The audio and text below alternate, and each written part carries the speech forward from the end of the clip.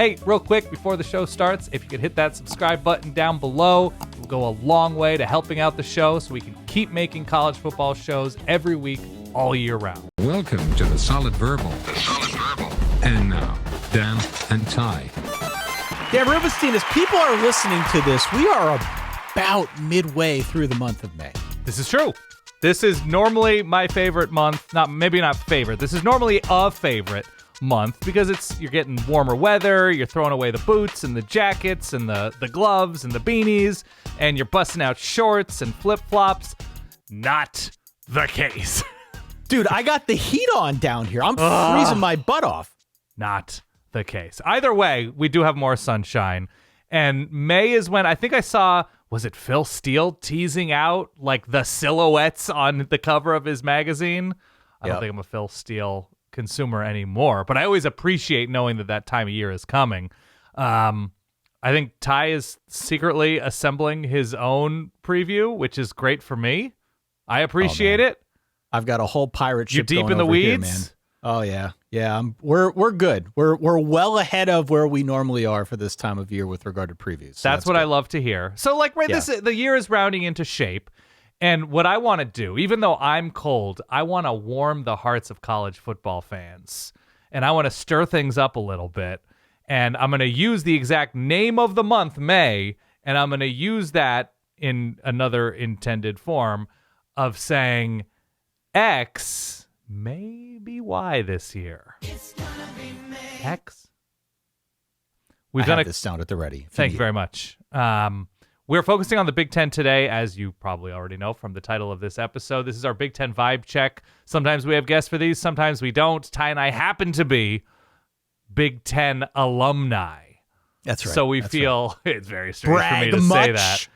Very strange for me to say that, but here we are. I live in Big Ten country. I'm a Big Ten alumnus. So we are going to go through the Big Ten, and based on just the vibes that, again, we both live in Big Ten territory, the vibes that we are picking up on our antennae, that's 2 straight episodes I've used that word, we're going to assess some vibes of what may happen this fall in the Big Ten.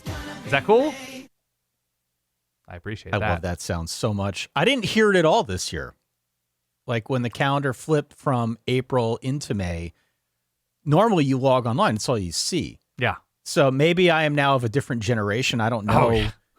I don't know if something happened unbeknownst to me, but I didn't see it, and it kind of left me a little bit dismayed. So we're gonna make up for it, everybody. Don't worry. Dismayed.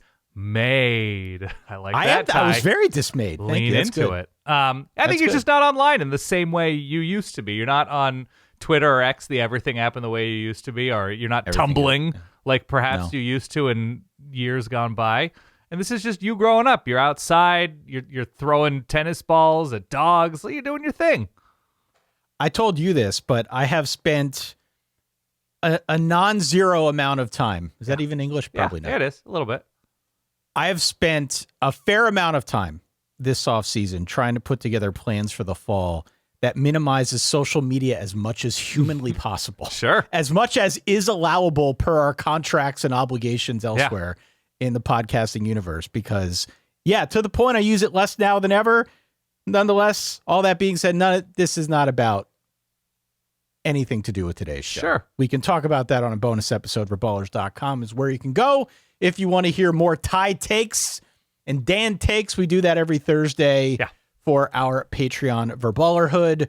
Of course, hit follow, hit subscribe. If you have yet to do so, we'd love to have you with us on this journey through the still cold months of the offseason. Eventually, we'll arrive at previews, and before long, we'll arrive at the season. It's like we're already through 4.5, 5 months of this thing. So it'll be here before you know it. Hit follow, hit subscribe if you've yet to do so and you like the show. Reviews, star ratings, all that stuff lets other people know that this is, in fact, a fun show to listen to where we talk college football and don't take ourselves too seriously. And last but not least, solidverbal@gmail.com. That's where we've been referring people now since the very beginning, but much more so as of late.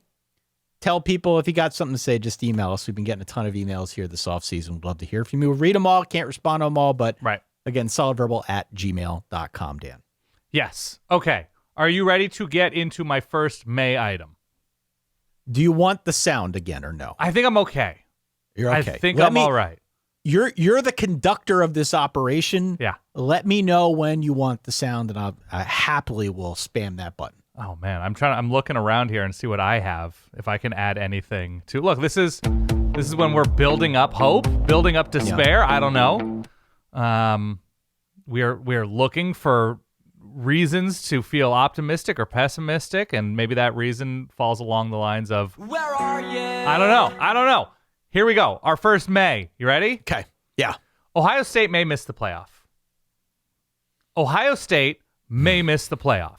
Okay. Here is my reasoning for presenting this as an item. New offensive coordinator, perhaps a step back in terms of how explosive this offense was last year, even given that they have the most explosive offensive playmaker in the sport in Jeremiah Smith. Inconsistent maybe the first half of the year running the ball. I think Ohio State fans, and I don't intend to speak for them, but this is just the vibe I'm picking up, felt as if Julian Sayin was not as empowered as previous Ohio State quarterbacks in terms of going downfield early and often. That there were stories about how they were playing with a slower pace and that they were playing to be healthy and at their best come January, and they weren't trying to rush things and show everything every week. They hire a new offensive coordinator in Arthur Smith with no real recent experience in college at all. That resume line of thinking has worked out famously for their defense with Matt Patricia, who does not have that recent college experience. Worked out terrific last year, but replacing beef inside along the defensive line, replacing obviously key edge linebacker types that were drafted very high in the draft, and replacing a generational safety, Caleb Downs. So There are changes along this defense. So now we're going to see for the first time how Matt Patricia adjusts to new personnel. And on offense, it's an Arthur Smith type season, coupled with Ohio State playing in what looks to be 3.5 exceedingly losable, I'm not confident in this, but losable matchups early on against Texas, Indiana on the road, Oregon at home, and I'm including the half, however you feel about Iowa on the road and USC on the road. Obviously, Ohio State's in a better position coaching and roster-wise than those schools, but I wouldn't go full gauntlet. But there is a grip of losable games that could see us looking down a season of Ohio State 9-3, not playing in the Big Ten championship game, almost finding themselves in a similar position as where Texas was last year, that Ohio State fans are saying something like, well, if we had scheduled, Eastern Michigan, if we had scheduled San Diego State, if we had scheduled Wazoo instead of Texas, we wouldn't be in this position. Right.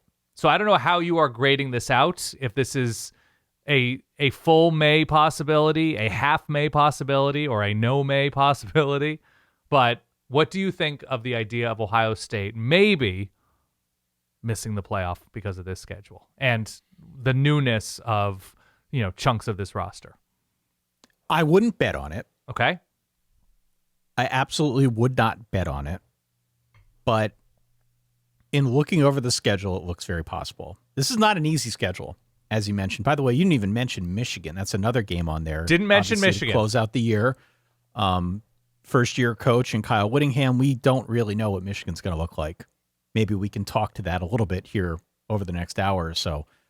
But that's always a hotly contested game, right? So there are many losable games on here. Potentially 3 Heisman caliber quarterbacks on this schedule. That's right. In Arch, Jade Mayyyyybe, and Dante Moore.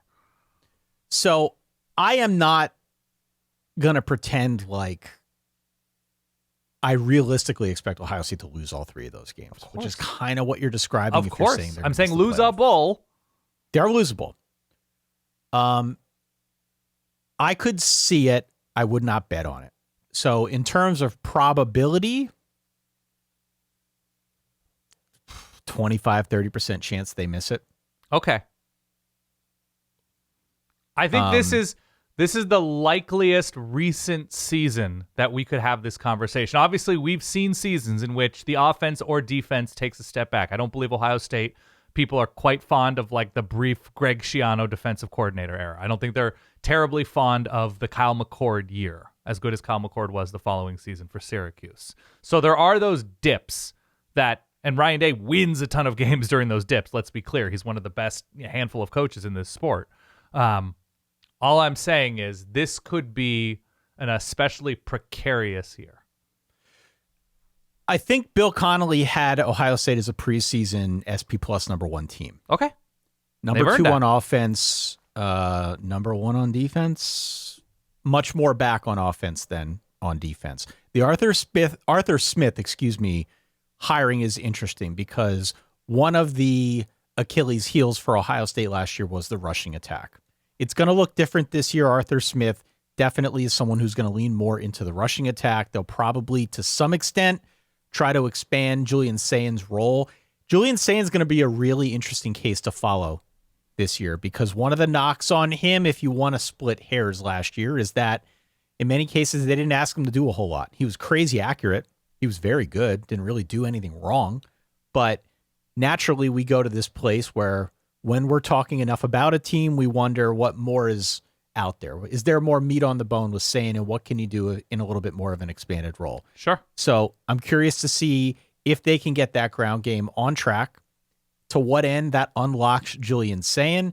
And furthermore, and I know this is something Bill Landis was talking about, who is going to be wide receiver 2 next to Jeremiah Smith, right? Who is going to be that complement? Ohio State's never really short on wide receiver talent, but I think it's much more of an open question this year, as has been in the past.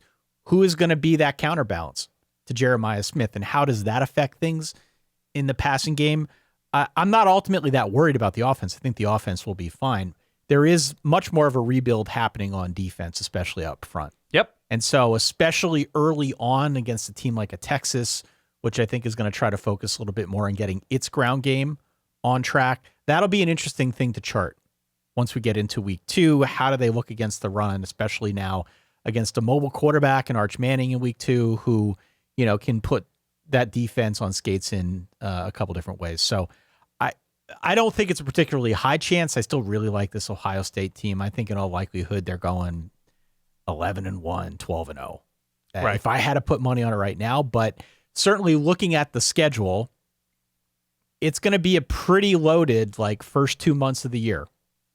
I know the joke here is we'll know a lot by December. We'll know a lot by November with regard to Ohio State, just the way the schedule sets up. Yeah. And by the way, on that schedule, that is, it's an Iowa team on the road after Ohio State will have already played Texas on the road and Illinois the week before that. So again, these teams are more fearful. I mean, Iowa and Illinois are more fearful of Ohio State than Ohio State is of those teams. But worth noting, the other thing I'm paying attention to, I'm not going to go full pessimistic. I'm just paying attention. Brian Hartline has been there forever. Brian Hartline's no longer there. Okay? Right. We've had nothing short of superb wide receiver recruiting and development and play under Ryan Day at Ohio State. Jeremiah Smith is going to continue to be great, likely. But there are a lot of new faces in that room via transfer, via freshman. It's still, Jeremiah Smith and Brandon Inniss. I don't believe LSU fans, by the end of his time in Baton Rouge, were the biggest fans of Cortez Hankton, the new receivers coach for Ohio State. They felt a lot of those receivers were coming up short of potential and the drops, and there was a lot going on there, whether it was Nussmeier, whether it was the offensive line issues, the coordinating issues, whatever. But I'm paying attention to that as a new element of an Ohio State program that saw a lot of continuity with as long as Brian Hartline was there. No, I think that's fair. Okay. My next May? Yeah. Next May. Maryland may win a game after September this season. May win a game after September. Maryland's number 2 in returning production nationally. I know they are.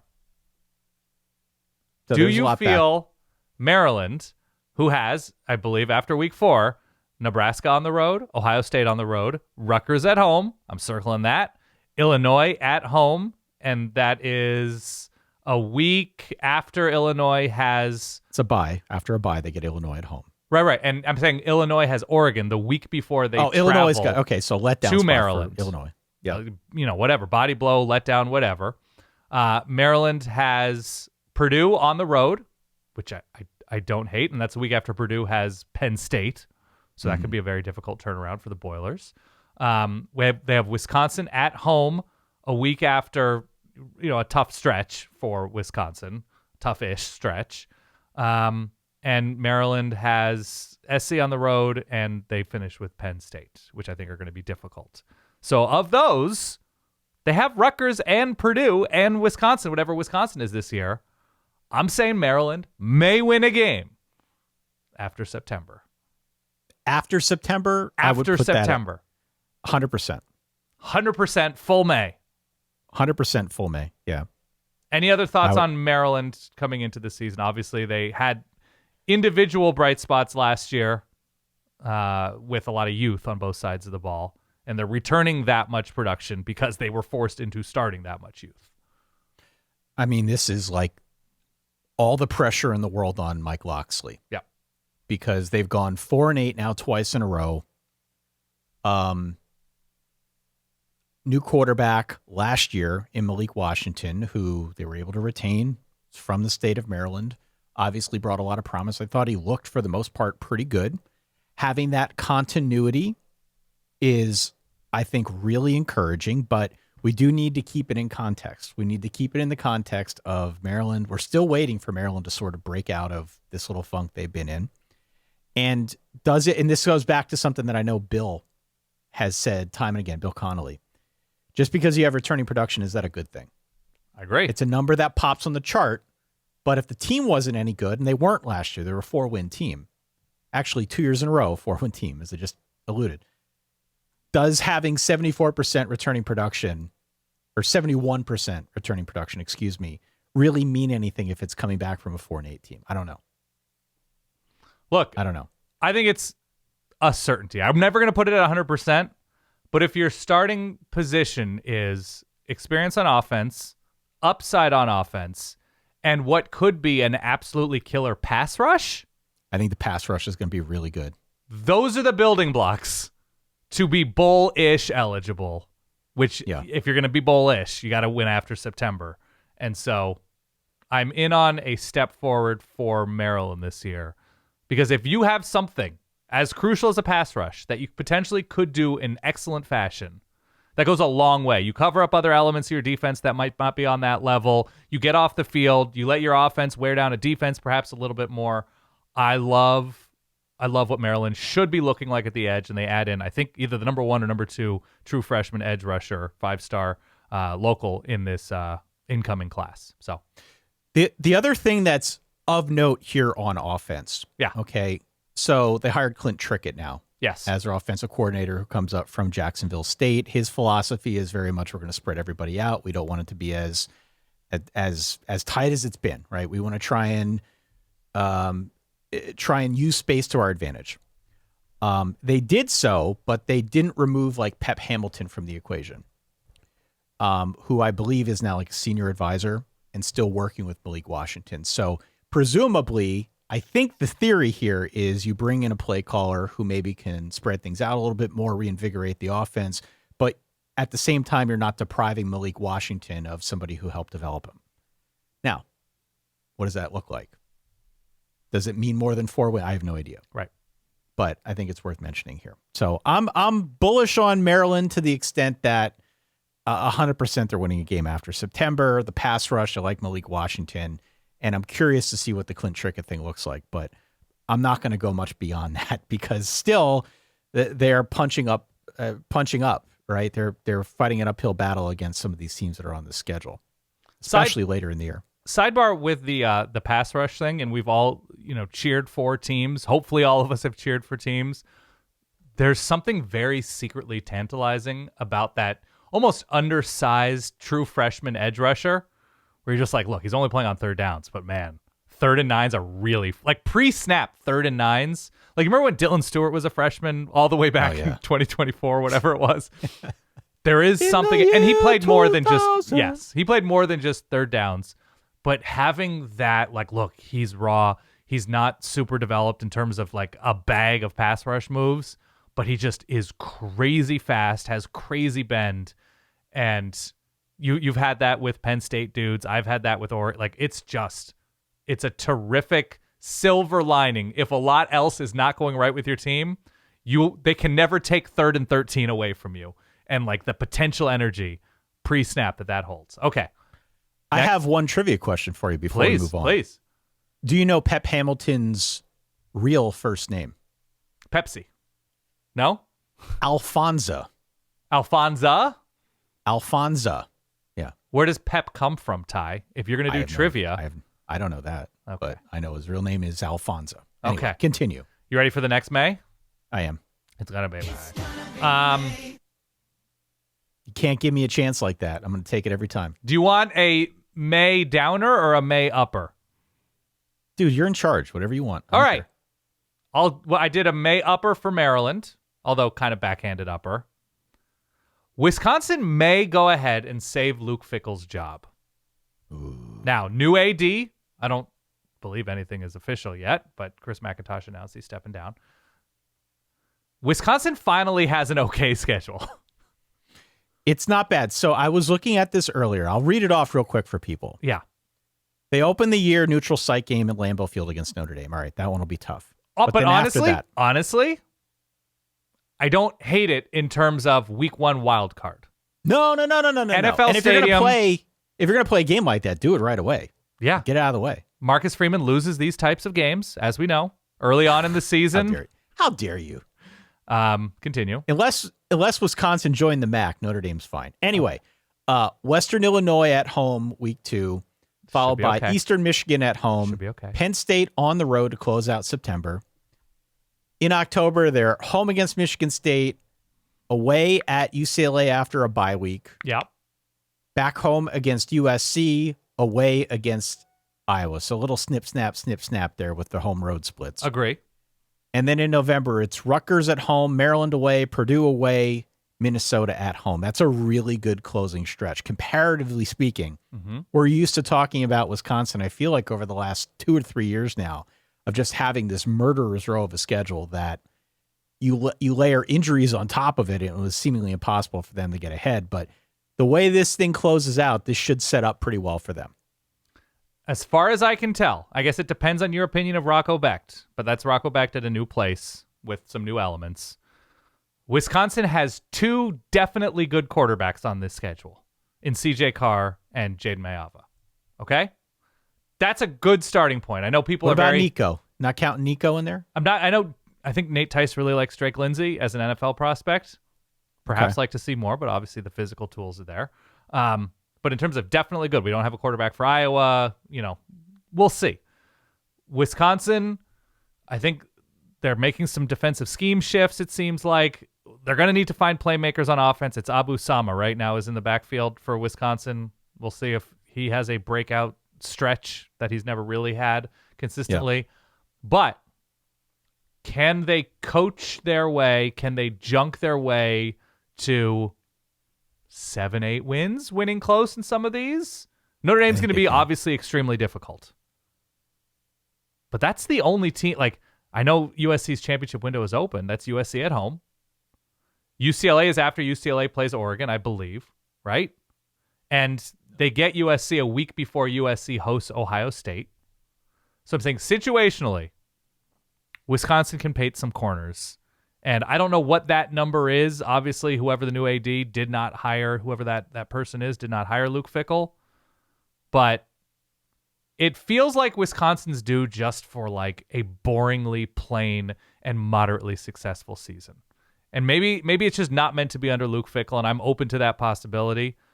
But I don't know. There is something about May optimism and my soft spot for Wisconsin football that has me thinking they may quietly go 8-4. I could see it. The defense should be really good. I think the defense will be really good. You talk about some of the... It's a rebuilt secondary, yeah. Yeah, the schematics on the back end in particular of that defense, where they want to play a little bit more man coverage, that type of thing. We can get into that when we talk about previews, but that seems to be one of the talking points here in the early going. Look, it's got to be this year for Luke Fickell. It's just got to be it doesn't got to be May. It's got to be September, October, November if he wants to keep his job beyond this year. They have placed, I think, a pretty big bet on Colton Joseph, who I really like, the transfer from Old Dominion. Threw for a bunch of yards, ran for a bunch of yards, a true dual threat. And combining him in a Jeff Grimes offense, I think, makes this really, really interesting to follow. Okay. They need to be just workable on offense. I feel like whenever we talk about transfers, and we'll probably get to this whenever we do ACC vibes and when we do like a Miyyyybe preview, but there's like a real question about Darian Mensah. Darian Mensah, he's been described as somewhere in between Cam Ward, who provided all the fireworks, and Carson Beck, who definitely was much more of a game manager. Mensah's somewhere in the middle. But there will be a conversation of fireworks. What does this mean for the Miami offense? I mention all this just to say that I have no idea what kind of fireworks they're going to get out of Colton Joseph. He just needs to stay healthy. Yeah. Okay. They need quarterback health. Just get somebody to stay healthy back there. Screw the fireworks, man. Just get somebody who's healthy, somebody who can run a functional offense. And I think that's half the battle. And furthermore, if the offensive line can kind of come together against the schedule that they've got in front of them, I feel pretty good about what was your question here ultimately? What were you asking? Can they win 8-4? Quite 8-4, which by the way, that also means likely, just playing the numbers, they're only losing 3 in the Big Ten if we're saying they're going to lose to Notre Dame to open the season. If the line can come together, because they got a bunch of transfers along that line. Yeah. And provided the quarterback stays healthy, I feel pretty good about 8-4. At least as a possibility. If I'm putting a number on it, looking at the schedule, 1, 2, 3, let's say 4, 5, 6, 60%. Better than half. Wow. I would say. Just over average May. Yeah. Okay. You ready for the next one? I'm ready. This one's going to be a little bit of a downer.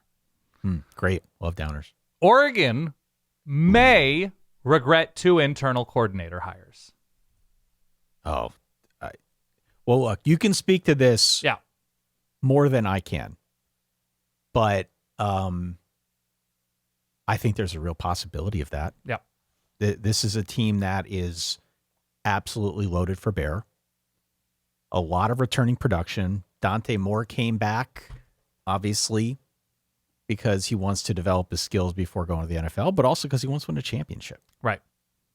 The championship window, to quote Lincoln Riley, is very much open for Dan Lanning and the Oregon Ducks, especially with what Oregon's got coming back on defense. Right.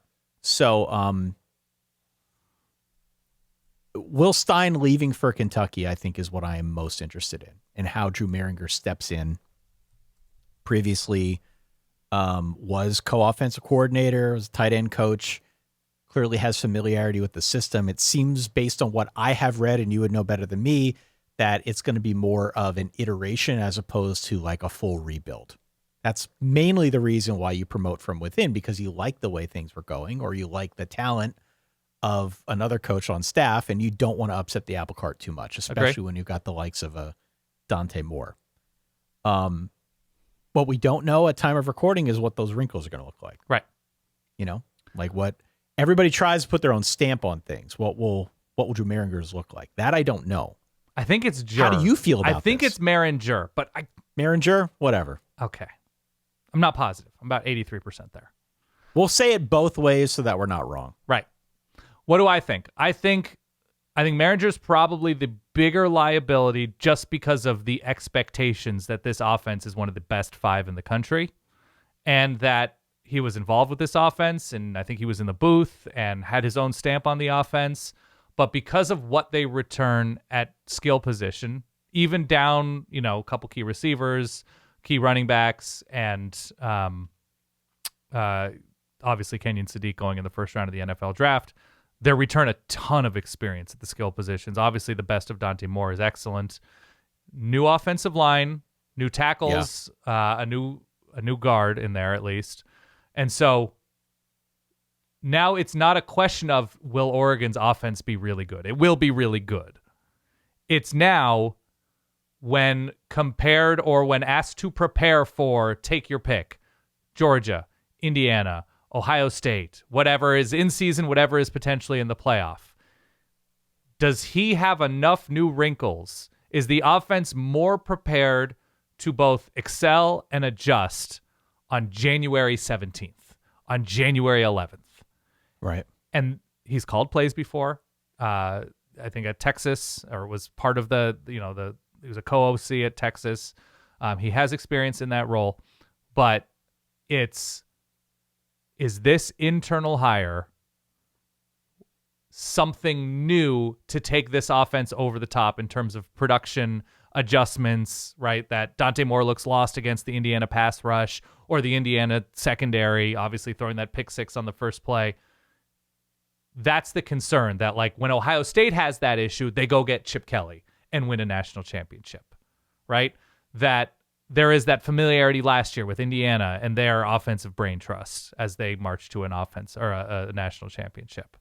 So I think it can be spun both ways. I'm less worried about the defense because of what they bring back up front, because of how good the secondary looked last year, and because of Chris Hampton being that co-defensive coordinator, eye in the sky. I think behind the scenes he was credited with. And even though Tosh Lupoy, I think, did a great job as defensive coordinator, I think once Chris Hampton was brought in from Tulane, there were new wrinkles it looked like to this defense, and they were superb last year and just are not going through as much change. And Fernando Mendoza is not on the schedule this year. Right. So less worried about that, but I think there is like a 35% chance that there is some regret that Dan Lanning did not go out and say, who is the absolute killer that can take us from really, really good to national champion? Look, whenever your starting point is like, hey, is Carl Williams the fourth going to be our starting nickel, the transfer from Baylor? Right. You're in a pretty good spot. Right. Like most teams would take that. Or a 5-star freshman, or a 5-star redshirt freshman. Yeah. Like when you're arguing over nickel. Yeah. On the podcast, like you're in a pretty good spot. Yeah. But I think it's fair. I think I'm with you in terms of much more a concern on offense than defense. The defense, to an extent, has hit critical mass. But on offense, with Dante Moore, with some of what he was trying to develop this offseason, which, again, we'll talk about a lot of the stuff, I'm sure, when we get to previews back next in July. But especially knowing that there is at least a couple questions along that offensive line, and knowing that you've got a new guy calling plays on that side of the ball, I would say that's probably where the concern is. You're not going to regret it if you end up in the playoff. Well, if the same result happens where they lose to a national champion by 3 to 4 touchdowns, right? Because this is the guy who is trusted with turning Dante Moore from a graduate to a master's PhD type quarterback. And that's performing to his best possible capability in the biggest possible games. What would you say, 35%, 30%? Yeah. I think that sounds about right, honestly. I wouldn't want to go much higher than that. Okay. But I'm with you, and I saw Evan Stewart's not 100% yet, but it seems like he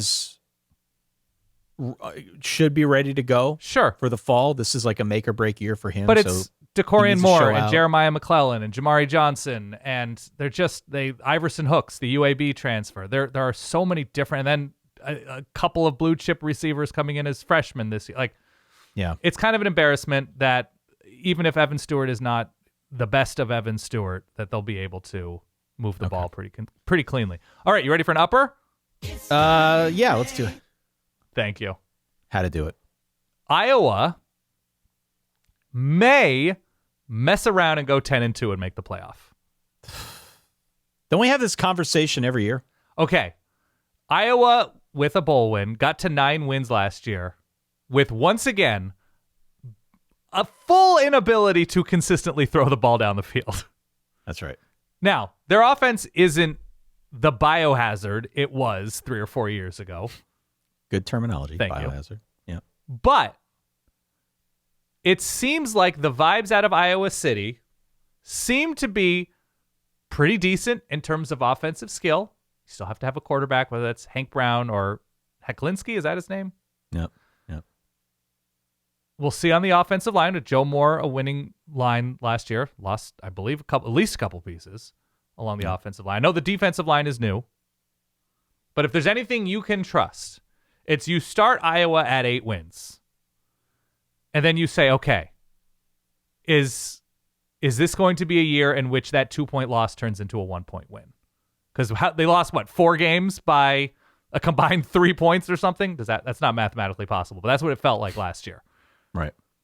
So if you're talking about the universe evening itself out a little bit with Iowa this year, and the idea that maybe they're better than a null set at throwing the ball down the field, that it's a good year to get Michigan on the road because of the newness and novelty of Michigan football this year. And then the back half road slate, Minnesota, Northwestern, Illinois. They get the Nebraska game at home. It's a beautiful schedule. I think the schedule works out really well for year Iowa. 1 Iowa State coach in the Cyhawk game. I'm just saying, if you're starting Iowa out at 8 wins, and you're saying that mathematically they're probably not going to lose 8 straight games by 2 to 4 points last year and this year, I think they could find themselves in that weird possibility of going 10-2, having a good defense, having an okay offense, and just eking out games they couldn't last year. Well, so here's the thing, okay? Yeah. We're going to pay a lot of attention to the quarterback at Iowa, just because that's the popular thing to do. But I would say on offense, beyond the quarterback, this is a really good supporting cast. They've got a lot of experience. Sure. And I think guys that are true difference makers on the offensive side of the ball, but quarterback is the open question. It depends who you read and when you read it. Between the two guys competing for the job, I don't believe they have named a guy. Hank Brown was a little bit more aggressive pushing the ball downfield. But, again, it's a matter of preference at this point. I suppose we'll find out more the closer we get to the season. I like the way the schedule sets up for Iowa. We have seen them do more with less or more with worse, I'll say, on the schedule. Mm-hmm. And so I don't think there's any chance in the world we should look at this and say to ourselves, like 6 months down the line, 7 months down the line, a 10-win Iowa is any kind of surprise. I feel like we have seen this before. 10-2 with at least one well-scheduled non-conference game in Iowa State, an annual Cyhawk tradition. Playing in the Big Ten. Who knows, by the way? Who knows what we're getting out of Iowa State? I have a feeling it's going to be a tough first year. But I have a feeling Iowa's going to pick off Jalen Rayner like 8 times in the Cyhawk game. They finished last year a top 40 offensive team in terms of points per drive and something like 105th in terms of like air yards per completion. 97th in passing success rate. I'm not going to sit here and read numbers over and over again. This was not a team that could win in multiple ways on offense. So if they're merely below average, if they're merely okay throwing the ball with the returning production that they have and the tradition of offensive line excellence or pretty goodness, I don't know. That sort of raises the ceiling to me with this schedule. I think Iowa, again, is going to be the Iowa that we're used to. Sure. They are, again, going to be this team that is flying under the radar. They're probably not going to get spectacular quarterback play. The offense will not be pyrotechnic, but they will be good in ways that don't necessarily make the highlights, and they'll be really sound on defense against, I think, a favorable schedule. So, what are the odds of them getting 10 wins? I got it at like 50-50. Okay. I'm pretty high on Iowa this year. Let's continue the upper conversation. Yeah, I got to play it again. Continue. UCLA may win 8 games. Dude, I'm all in on UCLA this year. I'm all in. That first video that UCLA put out of Bob Chesney talking to the team and telling everybody that they should memorize the names of everybody in the facility and this is who we are, we're like everybody's pulling towards the same thing. I think that was the moment you were like, why didn't Penn State hire this dude? I felt that way almost immediately. And now they have a top 5 recruiting class? Yeah. Upon hearing kind of through the grapevine that, like, I sometimes I call him Kenny Chesney. I don't know why. That's okay. Bob Chesney, born in central Pennsylvania, apparently wanted the job. Yeah. And had a conversation, but Penn State apparently wanted somebody with more big-time college coaching experience. I don't know. Yeah. I can't put myself in the head of Pat Kraft. But I think the better question, honestly, after seeing this tear that UCLA has been on this offseason, and the way that Bob Chesney has really embraced the opportunity and won people over, the better question is, if you were to power rank, and this is a very weird thing, I admit it. Please. If you were to power rank your crushes on existing head football coaches, where does Bob Chesney rank? Oh, it's a great question. I mean, look. Because like I presume, like, for me, it's probably like Freeman, for you, it's Lanning, but Bobby Chesney's in the top 5, top 3. I love the guy. He hasn't coached a single game at a power conference place. Yes, he has. Not at UCLA, but at JMU. No, a power conference is what I said. JMU, all due respect to the Sun Belt. Wasn't he on like a cowboy reality show or something? That I don't know. That I'll have to do some independent research on. You talking about Dallas Cowboys or like on the range? No, on the range. Okay. UCLA is recruiting well, obviously, because there's juice behind the scenes, and he's galvanized the money behind the scenes. And when recruits visit and they visit campus and spring game and facility, they're like, oh, something's happening here. I enjoy being here, and I enjoy what I am seeing. And it doesn't mean UCLA is going to win a bunch of games this year, but they are doing the like Diet Signetti thing and bringing in a bunch of JMU coordinators and transfers, including Wayne Knight. Newman himself is going to be starting at running back for UCLA. It's a great start. Very good for JMU last season. I don't hate UCLA's schedule. That Cal week 1 is going to be very tough. Mm-hmm. That's going to be very tough. A lot on the line, 2 new coaches. And there's just there's a lot of pop on this Cal offense that wasn't there last season. And I don't know. That's going to be very tough.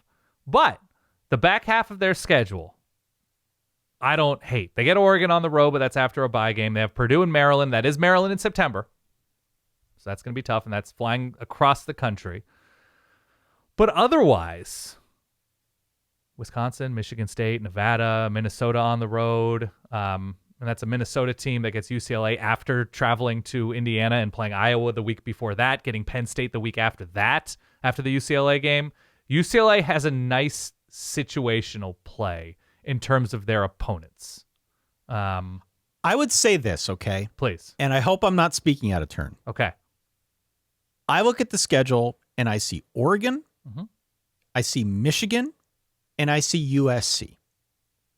And I say in all 3 of those cases, those teams seem pretty obviously better than UCLA this year. Yes.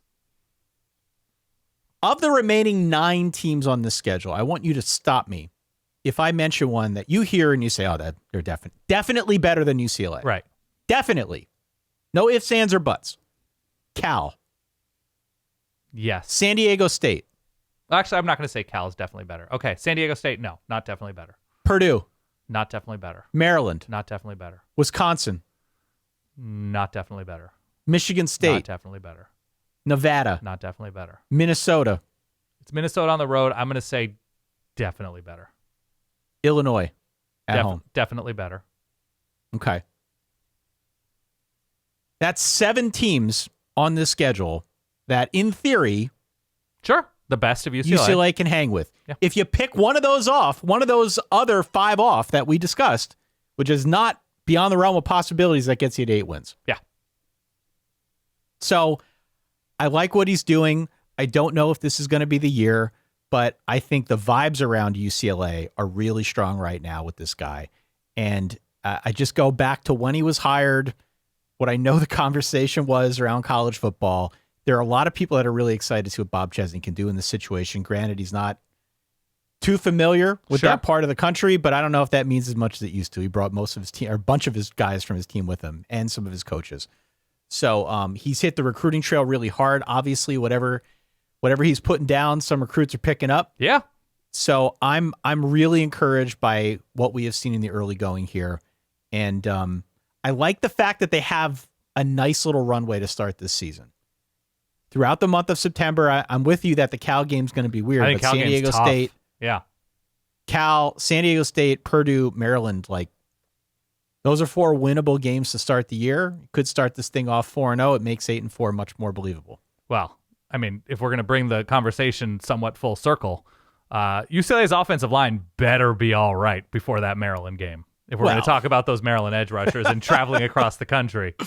Yeah. Or Nico's going to end up somebody who has the reputation for not throwing the ball quickly enough. Nico's going to get some grass stains.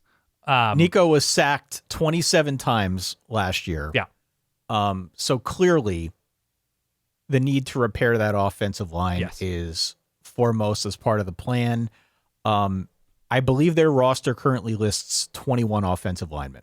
Okay. Find 5, guys. This is quality in bulk, hopefully. Okay.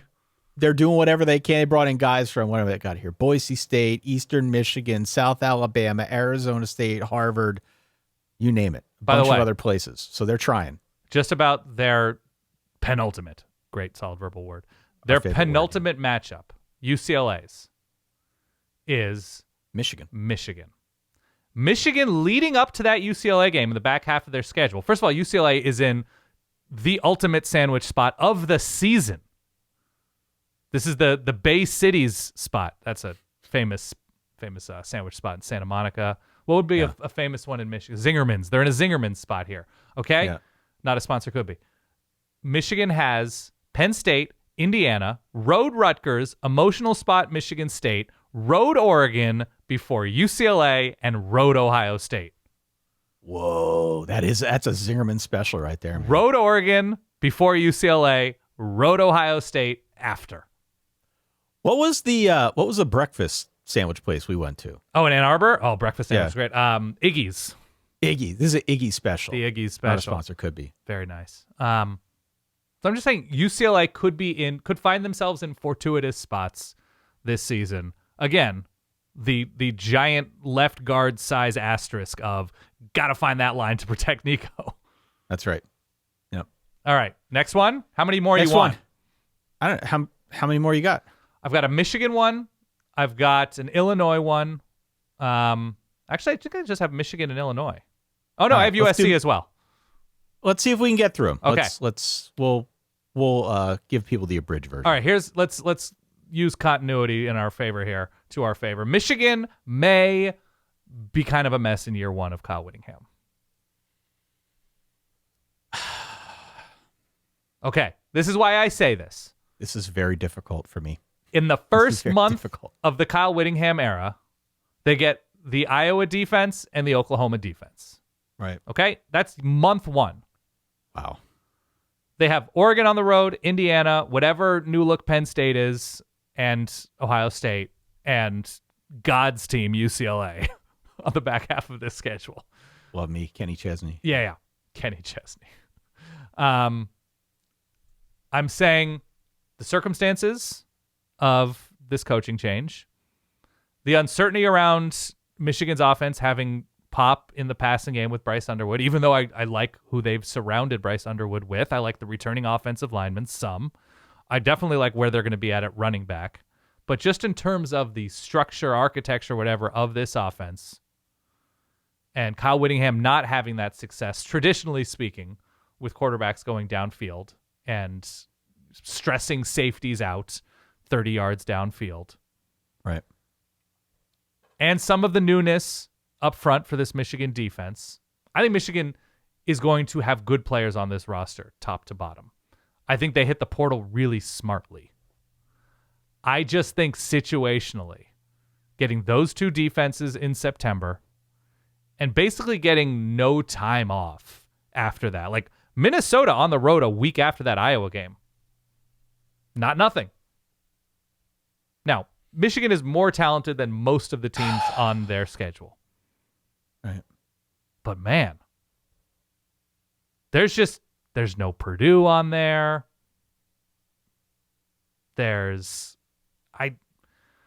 I don't know, man. There's no, like, if Nebraska has a weak, weird season, if Northwestern has a weak, weird season, if Wisconsin has a weak, weird season, That's not on those teams are not on this Michigan schedule. All right. So here's my thing. Yeah. And this is a broader point in the Big Ten. It's not just a Michigan thing. I'm ready. We talked about UCLA and sort of like the transplant model. Yeah. We're going to see it at Penn State as well. A bunch of Iowa State guys come with. Michigan also in something of a transplant model as well. Of course. With the coach, with some transfers that came in. This is a really tough schedule. By my count, they play the three best teams in the Big Ten. They've got Indiana, they've got Ohio State, and they've got Oregon on this thing. Yeah, with Oregon and Ohio State on the road. Yeah. Yeah, both of those on the road. So this is not an easy schedule. What I like for them is I like that they start off with 4 straight home games. I don't like that that includes Oklahoma and Iowa, both of whom I think are probably good enough to beat Michigan. Mm-hmm.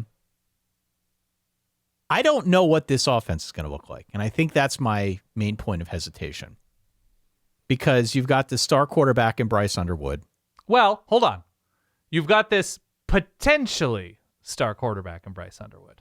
You've got this blue chip prospect. Yes. A physical in Bryce marvel. Underwood. Yeah. And you've got a coach who historically has very much been run heavy. Mm-hmm. We're tight end heavy in terms of the receiving game. Developed some great tight ends. Just hasn't developed a whole lot at the quarterback position. And so I guess my concern is, and this may be unfounded, my concern is that they try to run back the Utah offense, even with Jason Beck. Yep. They try to run back the Utah offense. That was a lot of bully ball. And for sure, they'll have some success with it because the roster is uber talented. Yeah. But against the better teams on this schedule, they won't be able to move the needle the way they could against the likes of like Rutgers or Michigan State. Sure. And that's where I think we see some conflicts brewing. That's where the conversation bubbles up around like, is Bryce Underwood going to want to stay here for another year because maybe they're not throwing as much? This is me speculating. I really like what this system looks like for Jordan Marshall, the lead back. I think he'll have a really good year. I love that they were able to retain Andrew Marsh. I still love that they were able to retain Bryce Underwood, but yeah. This to me is just so much of an open question. Michigan is not going to be a bad team, but if Michigan ends up going 7-5, it's because of the schedule. The schedule is really, really difficult. Right. What was the original question again? The original May? Yeah. Michigan may be kind of a mess in year one of Kyle Whittingham. Now, I think it would be fair on a certain level for a Michigan fan to say, hey, we won a dang national championship without stretching the field vertically. No, well, but that was Jim Harbaugh. One, it's Jim Harbaugh. Two, it was an offense, filled with guys recruited for a very specific role and very specific goal in mind, which is just punishing teams on the ground. First round tight end and Colston Loveland. The defense was chock full of first round dudes. I think it was run by 2 NFL head coaches in Mike McDonald. Jesse Minter's the new head coach of the Ravens, right? That's correct. So, not saying these guys aren't that, but man, that was a team that was built over time to win a national championship slowly and developed internally. So, yes, it's true that Michigan won a national championship, not running the air raid or, the Joe Brady bombing it downfield to NFL receivers type offense, but this is year one. So I know I'm making a straw man argument here. I just think you got to give them time because this year may look kind of rough.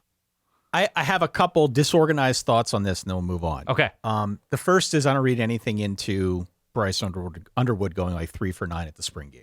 But were there stories? I'm sorry to cut you off. Were there stories of like Bryce Underwood is looking like a different man this spring? No, I don't feel like I saw those, but they could have flown under my radar. No, I didn't see anything like that. But there was a question around optics with that. And for me, that didn't really move the needle. Spring games or whatever. Yeah. I am really curious to see. We know this is going to be an offense that wants to lean into the run. I'm curious to see how they lean into the run with Bryce Underwood. Okay. Because from what I've seen this spring, that seems to be something that Jason Beck might try to develop because he is a mobile guy. Yep. So what does the quarterback run game look like? Is that a feature? Is that just sort of a wrinkle? to what end do they use that to their advantage, I think will be really interesting. And the other thing that I would add here, because it popped up on some of the reports that you and I saw, there's been a lot of talk about like strength and conditioning, how this is going to be a more physical team. Well, of course. They're adding to their bench press. Like we see these stories every year. But I don't know what these guys were doing here before. Right. Yeah. You see it all the time. But this is especially true when a new coaching staff takes over. Has to be. Yeah. And so whether or not that bears any fruit will be interesting to see, especially if they're trying to be a little bit more of a bully ball team now with Kyle Whittingham. Yeah. You would need that. Presumably you would need that. Agree. So I don't know. I think they'll be predictably a mess to a degree, but the level of mess you're referring to is like going 7-5, and I don't think they're going to go 7-5. Okay. I can see 8-4, realistically 8-4 against a tough schedule, but I don't see 7-5 here. You ready for the next? This is my final one. I'm not doing the Illinois one. My Illinois one was like they'd be in the same boat as Iowa. They might mess around, but I'm just not as high on what Illinois has coming back. Okay, final one. Who do we got here? USC? USC may have the unluckiest schedule in the Big Ten. 100%. Now, it's not even just who they play. It's also when they play. Fresno State, Louisiana, Rutgers. No big deal first 3 weeks of the year. Then let's go to Oregon, Washington, at Penn State, bye. After the bye, at Wisconsin, home against Ohio State, bye. And then to close out the year, at Indiana, Maryland, and then their rivalry spot against UCLA. That is brutal. Yes. That is brutal. A 9-3 USC is probably in the playoff conversation because of that schedule. That's a murderer's row, man. That's crazy tough. Yeah, there's something about Indiana. I was going to say Indiana, but USC's schedule, the teams they play, by and large, are not playing anyone significant before them. Oh, man. So you look at like the Oregon and Washington games, there's nobody like specifically dangerous. Oregon has Portland State the week before USC, and Washington has Minnesota at home, all due respect to the Gophers, Ski-U-Ma, before USC. Penn State before USC has that road tilt against Northwestern in the opening night of Ryan Field. Hope to see everybody there.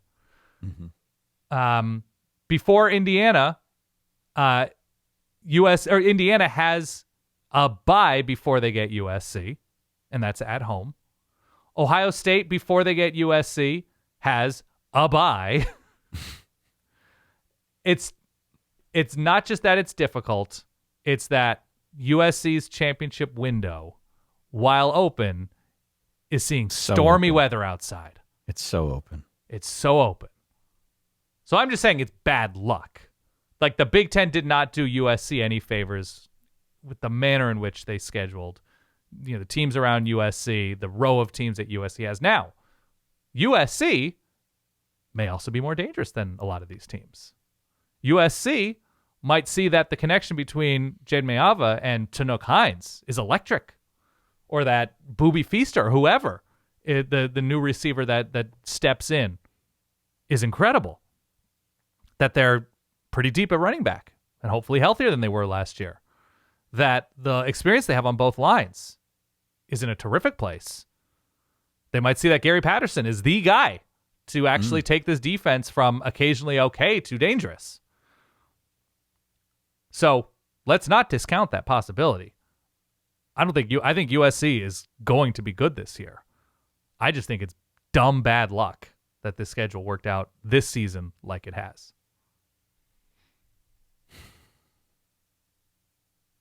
I don't know, man. This is a brutal schedule. It's just so tough. And they're at UCLA. It's home, but it's UCLA, and you know this, right? UCLA is one of those teams, or USC, excuse me, guys. USC is one of those teams that can be fun to poke at for a whole range of reasons, not the least of which is Lincoln Riley and the overcooked brisket, or the championship window, or his comments about the Notre Dame rivalry, or the way he left Oklahoma. He's a bit of a lightning rod for criticism. Okay.